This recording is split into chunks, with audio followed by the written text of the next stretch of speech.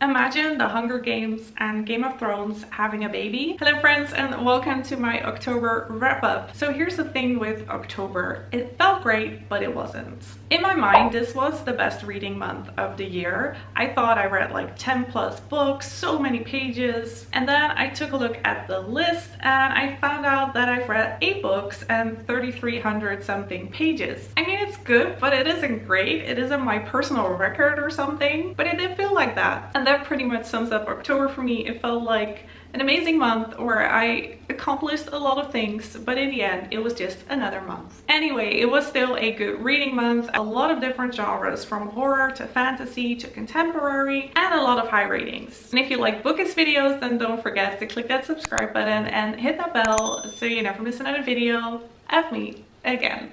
Let's get started.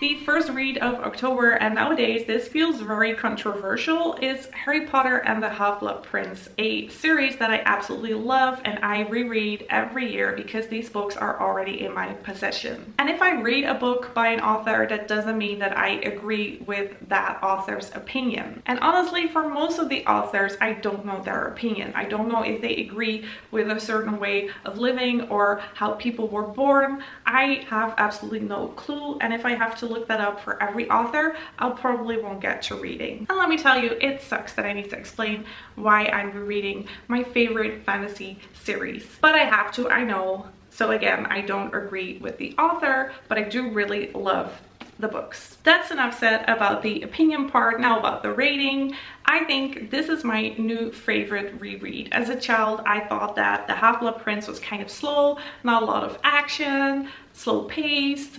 But as an adult, I actually really like that. We get introduced to a lot of new characters like Horace Slughorn. We get to visit Weasley's Wizard Wheezes. There's a bit of romance. There's a lot of dark arts. I also really liked reading about the lessons between Dumbledore and Harry, where the story of Voldemort unfolds. This book just manages to balance so much darkness with light. I really enjoyed this reread, and as an adult, this is going to be my new favorite book in the series. I gave it 5 stars. The next read is actually an audiobook, and I had some credits left, so I went a little wild on Audible and I bought some terrific spooky reads. And the first I bought and listened to is The Silent Patient by Alex Michaelides. So I did an entire video about this, the psychology perspective and the booktuber perspective. The story is about our silent patient who is called Alicia. She ends up in the Grove, which is a forensic psychiatric facility, because she shot her husband 6 times in the face. And then there's our other main character, Theo Faber, who is a criminal psychotherapist, and it is his mission to help Alicia because she is silent, she doesn't talk since the incident. Basically, the entire book is just a big mind game, and the ending had a huge impact on me because I absolutely did not see that coming. So as a booktuber, I gave the book 4.5 stars because I just really enjoyed it. As a psychologist, I would have given this book a lower rating because there were just a lot of flaws. Because I got the taste of audiobooks and I still wanted another spooky read for October, I decided to buy The Institute by Stephen King. This was my first Stephen King book, and man, what a ride. The story starts with Tim, who doesn't really know what to do with his life, and he ends up in a small town where he becomes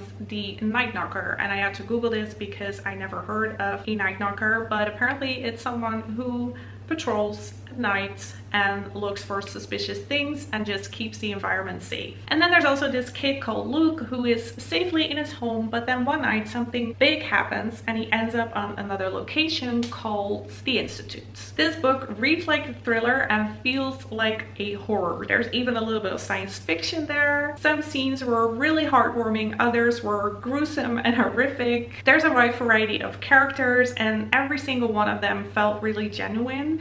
I constantly felt like there was a real sense of danger, and I even wondered if places like the Institute really exist. And I still, honestly, I still have doubts. I still feel like a place like the Institute could exist. It's just a good story that pulls you in, gives you this ominous feeling, And Stephen King is just a great writer, and I would definitely read another book from him, and I gave this one 4.5 stars. The next book I read is Fable by Adrienne Young. This was part of my 24-hour readathon with me, myself, and I did an entire vlog about that, so again, I'm gonna be brief. Our main character is called Fable, who is a 17-year-old girl who lives on an island where she was left by her father called Saint. She has to fend for herself, and it's a harsh world. Every action demands a reaction. Fable's only mission is to get off this island and find her father, so she can join his crew, because her father is a well-known trader at the Narrows. And that is also the theme. So the Narrows is the sea. There's a lot of ships, sea life, ports.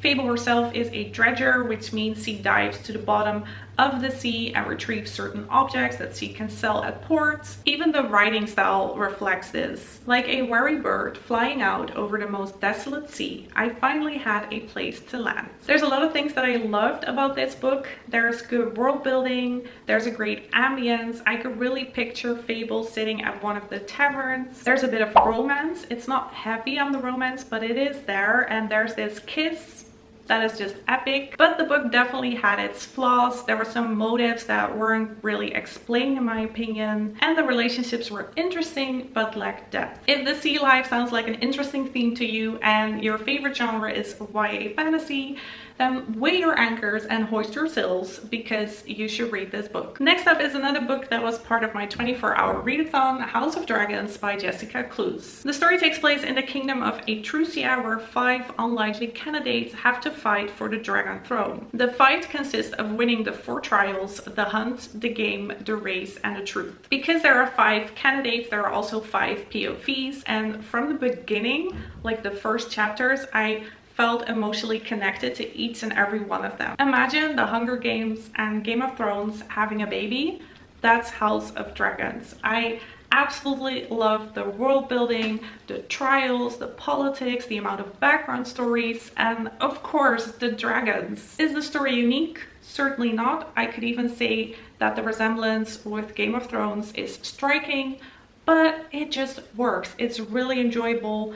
I loved it. I love every minute of it. I couldn't put the book down, and I gave it 5 stars. Next is The Book of Two Ways by Jodi Picoult. This came in the September Once Upon a Book Club box. So I already did a book review and the book box unboxing. So again, I'll try to be brief. If you are not familiar with the writing style of Jodi Picoult, let me quickly explain, because she is one of those authors that really does her research. She gives you a lot of information and she mixes it with fiction. At least that's how I view her writing style. So the first 50 pages or so felt like a lecture about ancient Egypt, and then there's a lot of talk about quantum mechanics and concepts like quantum suicide. I felt very educated after reading this book. We follow Dawn Adelstein on her quest to find her way in life. In the past, she was an Egyptology student who had an internship in Egypt where she met Wyatt Armstrong, another student, and something blooms between them, but then all of a sudden she has to go back to Boston because something big happened, and she ends up staying there with her husband Brian and her daughter Merritt. So that's the present, and another big life event happens and she decides that she has to go back to Egypt to find Wyatt. So you switch between past and present, and then in the end it all comes together in a beautiful ending. In the present, Dawn is a death doula, an end-of-life doula, which means she's kind of a nurse that guides people to death. This is a really interesting concept that I had never heard of, and it was really comforting and confronting to read that much about death. There are things in this book like a death meditation, but also rules as to what not to say to people who are dying. But as Dawn teaches us in the book, talking about sex doesn't make you pregnant, and talking about death isn't going to kill you. And I just really like the writing style of Jodi Picoult. I laughed, I cried, I learned a lot, I felt panic, I felt comfort. It's just a lot for one story. It's a really intense experience, and you're either gonna like it or dislike it, but I really liked it, and I gave it 5 stars. Next up is Reflection, A Twisted Tale by Elizabeth Lim. These books, the Twisted Tales, are based on the Disney movies we know and love. And in this case, it is what if Mulan had to travel to the underworld. So it's a Disney movie with a twist. Even though Mulan is one of my favorite Disney movies, I just couldn't get into the story. The concept of the story, Mulan traveling to the underworld called Jeju, is really enjoyable, but it just felt really immature. The characters just felt empty, and I miss those funny Disney moments. And also, where is Mushu? He got left behind.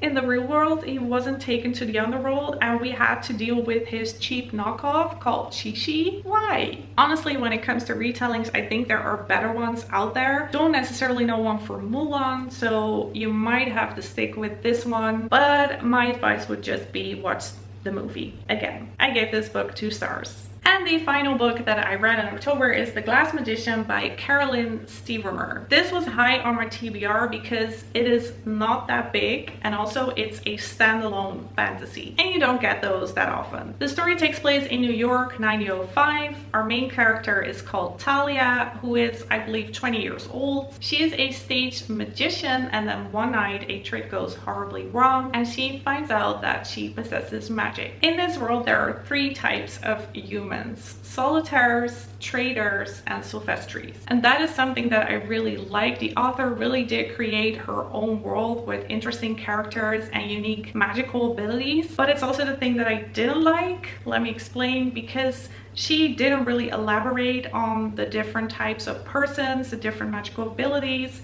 It was just all kind of vague. Also, the story went a totally different way than I expected. I thought it would be more about Talia and developing her magical abilities, but then all of a sudden it turned into a whodunit because Nuttall, her manager, is suspected of murder and Talia wants to clear his name. And then the story just ends with solving the murder mystery, and that's it. So that's probably the reason why fantasies are mostly not standalones, because it just feels like there's more to explore. I like the world, the characters, and the writing style. It's an easy read, but I just feel like the author could have explored it a little bit more. I gave this book 3 stars. And that was it, guys, my October wrap up. If you have read any of these books or have any book recommendations, then leave them in the comments down below.